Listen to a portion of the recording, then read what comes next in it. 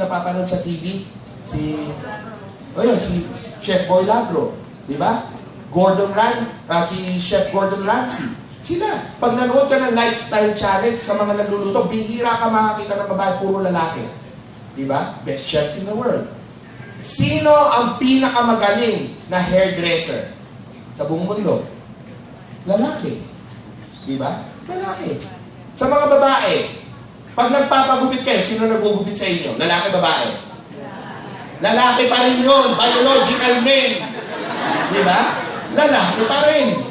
Di ba?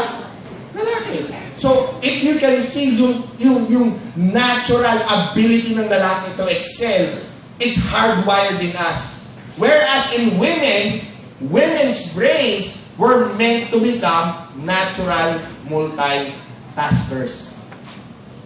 And for me, that is the one ability of women that really mesmerizes me. Believe talaga ako sa babae kapag nakikita ko nag-multitask siya. Diba? Yung tipong habang nag-aalaga ng anak, nanonood ng Itbulaga, namamlansya, nagluluto, may kausap sa cellphone, sabay-sabay. Diba? Ang galing talaga ni Jose tsaka ni Bossy. Oo, tahan na. Hoy, nakapanood mo ba yun sa Itbulaga? Ang galing talaga, no? Sabay-sabay. Kaya niyang gawin. Sa lalaki, subukan yung pagawa yun. 5 anak nyo. Pag alagay mo na 5 anak ng asawa mo, mababaliw yun. Hindi niya alam ang gagawin niya. Hindi niya alam kung ano ang uunahin niya. Di ba? Di ba? Bahala kayo sa buhay nyo! Di ba? Tapos yung lalaki nanonood na ng TV.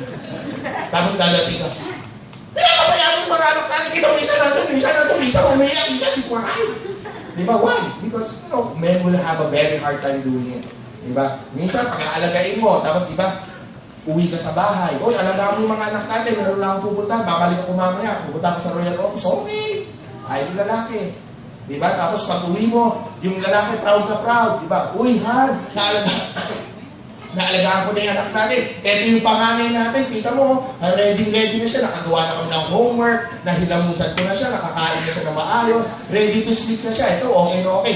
So mag-kiss ka na sa mami mo. Tapos matulog ka na. Wow, ang galing mo naman, Han. Naasikaso mo yung panganay natin. Nasaan yung 4 pang kapatid? 4? Ano ba iba? Nakalimutan yung 4. Why? Naasikaso yung isa, single tasker. The other 4, nakalimutan.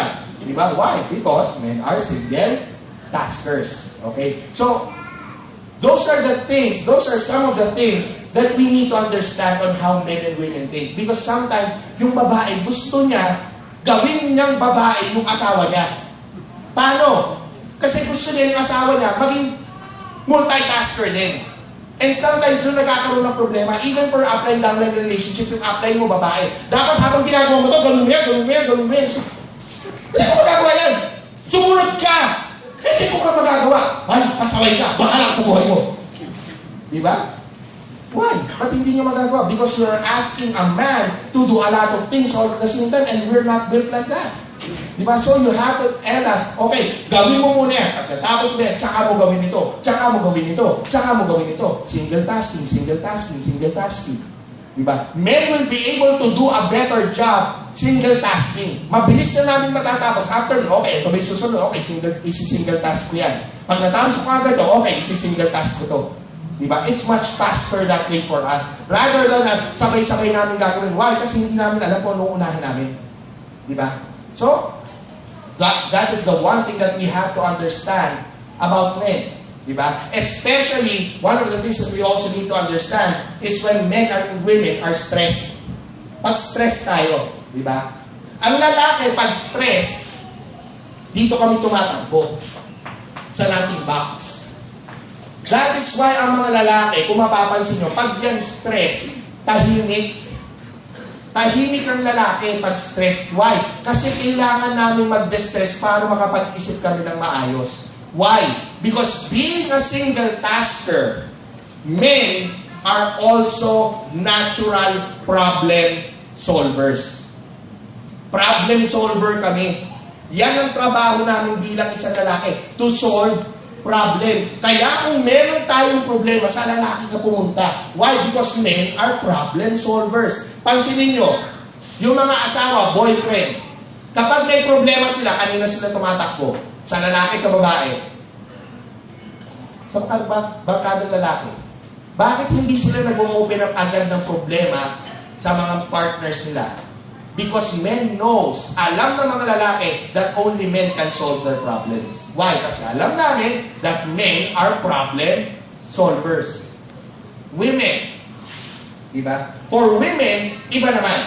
Diba? For women, normally sila, they don't really need to have their problem solved right away. Ang gusto nila, makikinig. Kaya iba yung pag-handle ng stress ng lalaki sa mag-handle ng stress ng babae. Kapag ang lalaki stress, talaga tahimik lang yan. Isa nakaganyan. Tapos ngayon, makikita ngayon nung girlfriend o nung asawa. Siyempre, mahal niya eh. Naku, mukhang stress yung asawa ko. Kawawa naman. Tutulungan ko siya sa problema niya. So, lalapit siya. Han, mukhang may problema ka. Bakit? Ano bang iniisip mo?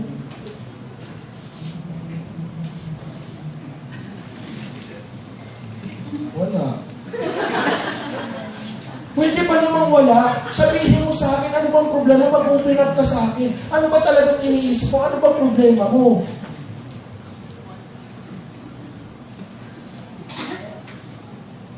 Wala nga. Ganyan ka naman eh. Ayaw mo makipag-communicate sa akin. Paano tayo magkakalapit kung ganyan ka? Kung parati mo na lang akong ini-check-ware sa mga personal mong nararamdaman. Ano ba kasi talaga? Ano bang problema? Ano ba gusto mo? Wala nga. Ganyan ka, bahala ka. Hindi mo kasi ako mahal, kaya ganyan. Maramang may iba kang babae. Ay, connected na naman sa iba. Diba? Why? Because, for men, when we are stressed, we are in here. Kapag pumupunta kami dito, kapag stressed kami, it's because gusto namin mag-alis ng ibang laman ng utak namin. Kahit konti lang yan, inaalis pa rin kami. Why? Para makapag-isip kami ng maayos. Okay? For women, how do women handle stress? Ang babae, kapag sila stress, hindi sila pwedeng manahimik. Why? Kasi pag nanahimik kayo, sasabog yung utak nyo. Diba? Kaya pag ang babae stress, kwento na kwento. Diba? Ay, may problema mo. May problema ko. Uy, sister, ano ang problema ko? Lahat ang pwede pagkwento kay kwentuhan. Diba? Minsan magte-text yan, text break it. Send to many. Tama mali.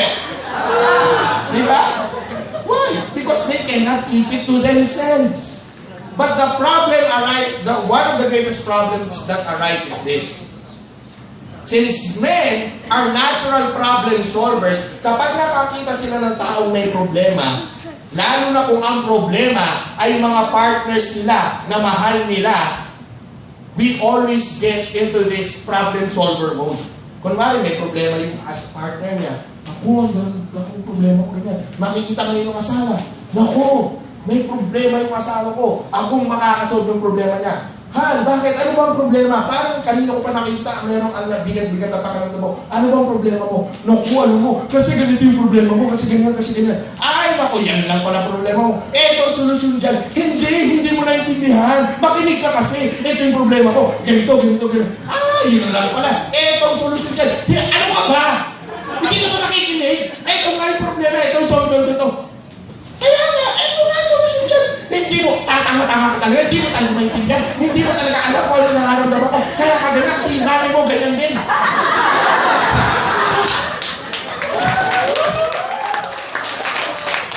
Ikaw na nga ito tumutulong. Paano nasama namin ko dito? Diba? Why? Because for women, they really don't want it, ito sa totoo lang. Ito, alam naman ito ng mga babae. Kapag ang babae may problema, hindi naman niya naghahanap agad ng solusyon. Ang hinahanap niyan, makikinig. At ang lalaki, normally, tinatry natin i-solve. And doon tayo naguguluhan bilang lalaki. Binibigyan kita ng solusyon, bakit ayaw mo tanggapin? Kasi hindi niya kailangan ng solusyon sa ngayon. Ang kailangan niya, makikinig. So kapag may problema yung mga partners nyo, lalo na sa mga babae, kung may problema sila, huwag nyo agad isolve yung problema nila. Tanungin mo, okay, mukhang may problema ka. Tanungin kita, ano bang gusto mong mangyari? Makinig ako o isolve ko problema mo? Makinig ka lang. O, sige, magsalita ka na, makikinig ako. So, habang nakikinig ka gano'n, di ba? O, yun yung problema ko. O, ano palagi mo? Ano bang naiisip mo? Wala.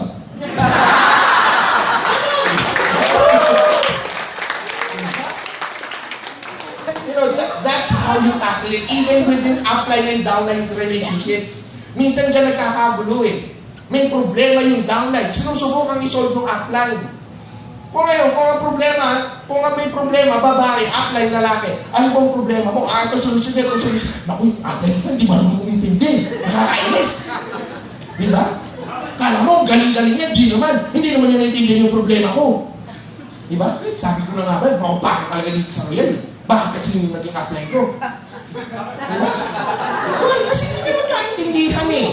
Doon naman sa lalaki, ano ba naman yun? Ano kasi downline yun? Grabe, siya na nga tinutulungan, siya na nga ito binibigyan solusyon, ayaw pa niya tanggapin. Di ba? Ano bang gusto niya mangyari? Bigay sa kanya lahat? Hindi naman pwede yun. Di ba? Yung sasabihin ng isang upline. Why?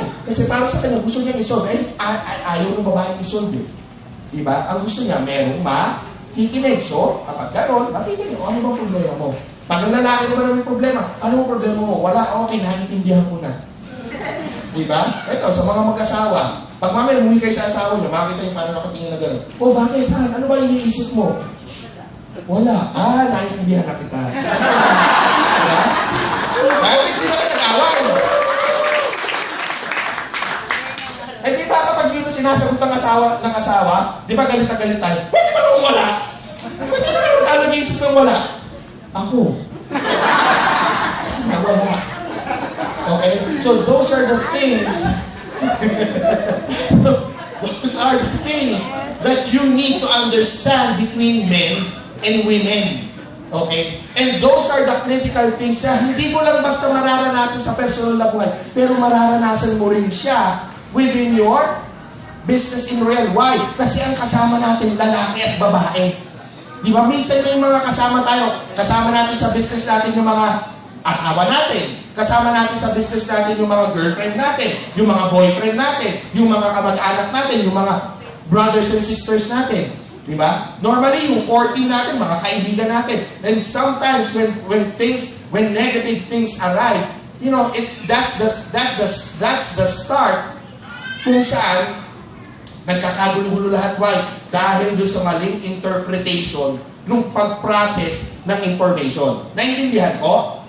So now, at least now, you have a better understanding on how you will be able to process things, especially kapag meron kayong mga sitwasyon na kailangan i-handle sa loob ng inyong organization with Royal.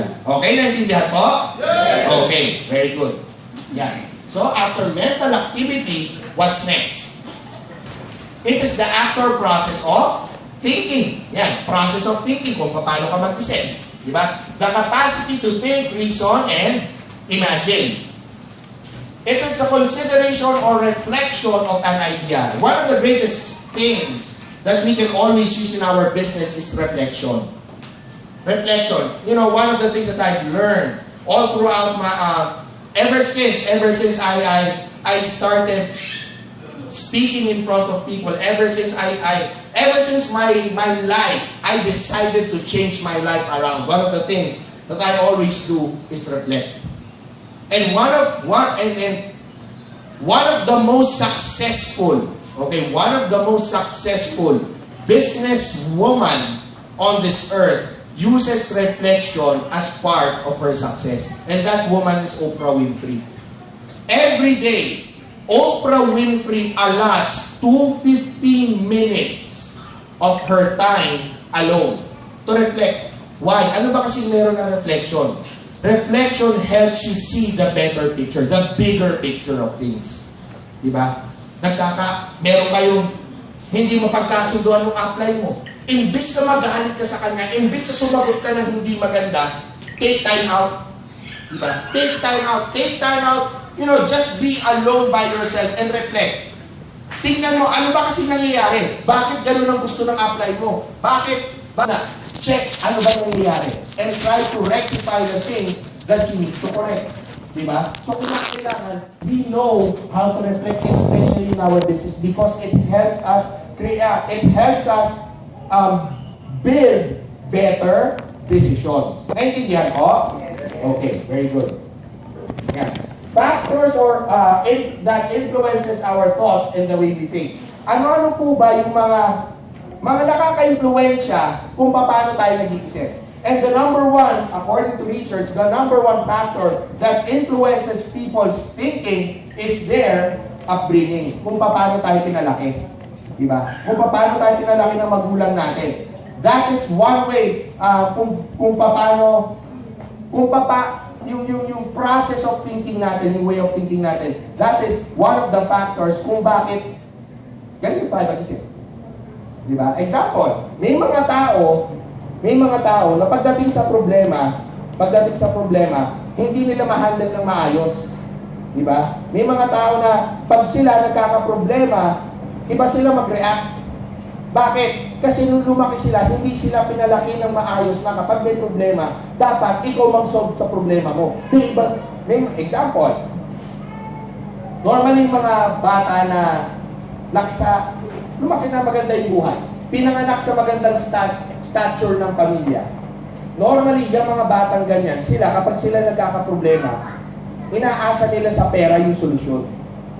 Why? Kasi hindi sila, yun ang training nila eh.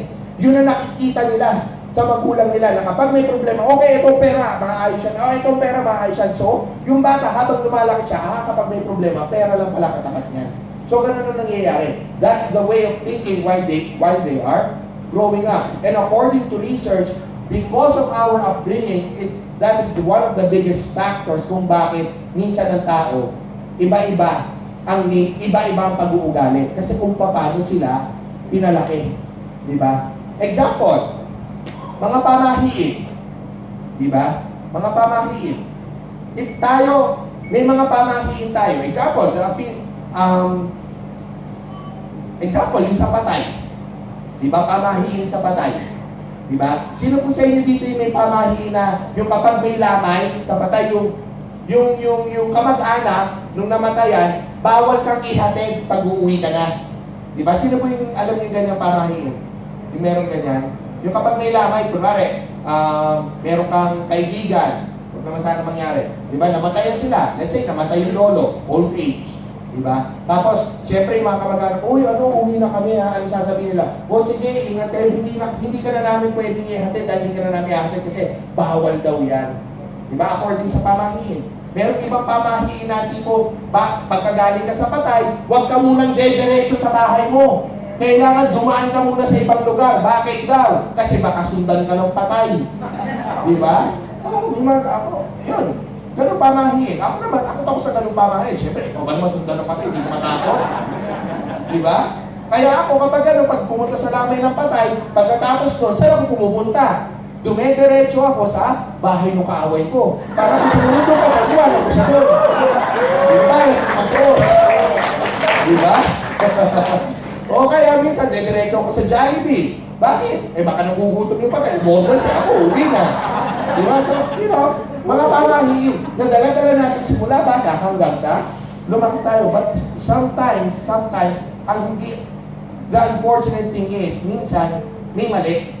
Minsan yung pamahiin o yung pagpapalaki sa atin, hindi maganda. Negative siya. So ano nangyayari? Nadadala natin siya sa paglaki. Di ba sabi nga sa Bible, teach a child the way he should grow up. And once he grows up, he will never depart from it.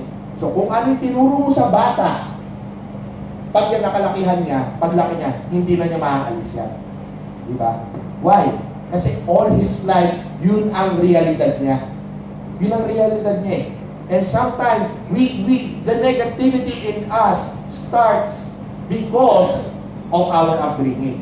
Okay, next is, environment. In our age today, ito na yung age na kung saan, mas binibigyan ng importansya yung sinasabi ng iba kesa sa personal na desisyon natin. Why? Because people right now, in the digital age we're in, meron ng social media.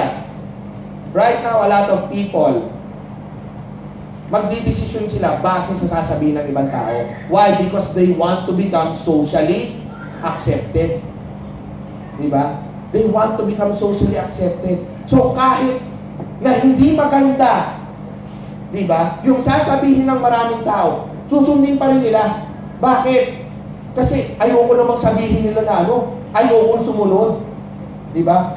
Magdami naman silang gumagawa niyan. Baka naman mamaya maging OP ako. Ayoko naman putsain nila ako kasi hindi. Baka ayoko kasing masabihan na hindi ako marunong makisama. Yan. Always remember this. Sino nagpapatakbo ng buhay niyo?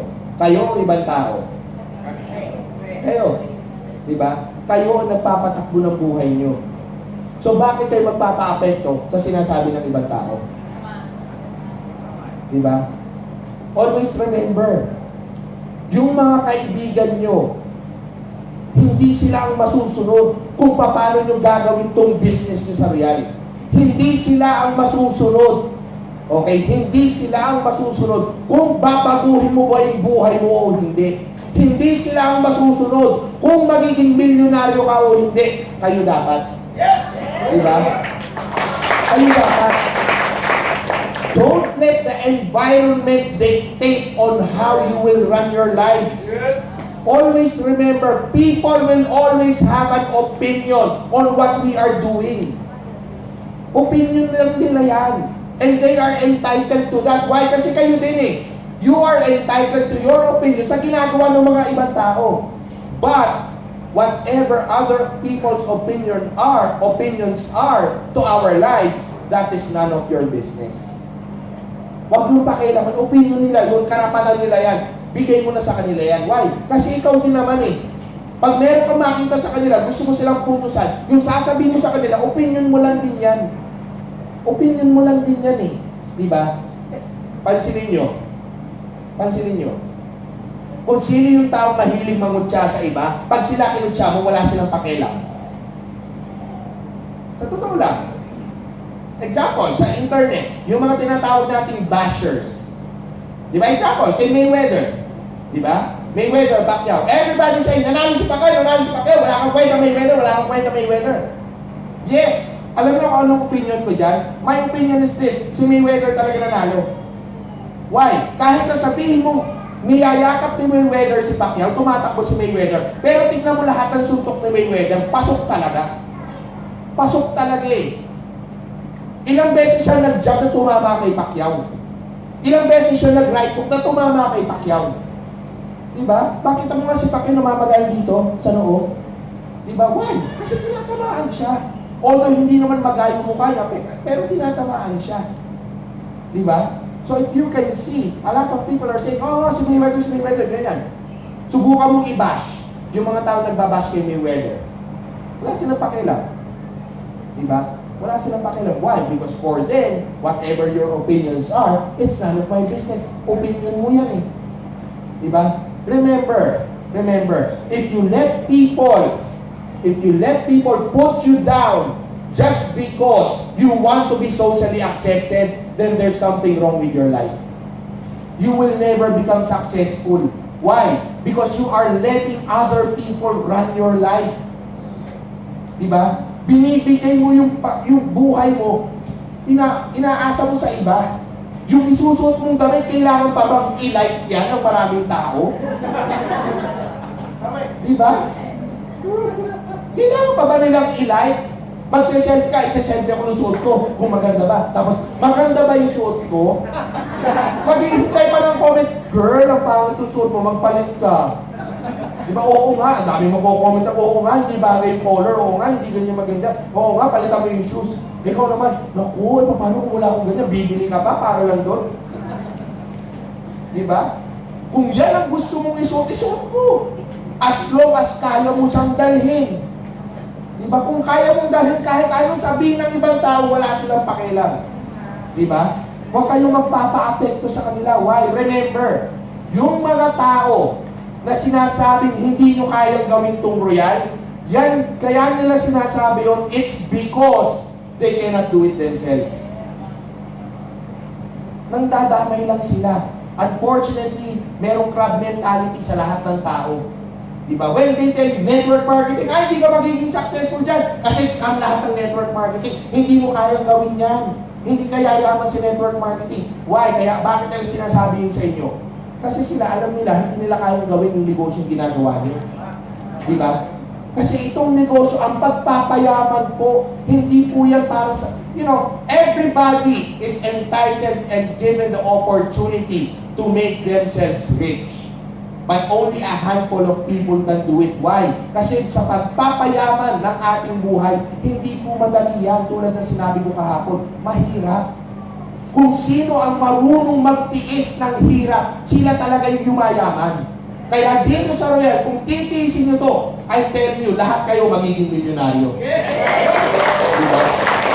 And not everybody can do it. Royal is for everybody. Yes, but not everybody can do Royal. Not everybody. Kaya matuwa kayo. Matuwa kayo na kayo nagro-Royal. Why? Kasi ibig sabihin kayo magiging milyonaryo. Yung iba hindi. Diba? Why? Kasi meron kang hirap na pagdadaanan dito. So don't let other people run your life.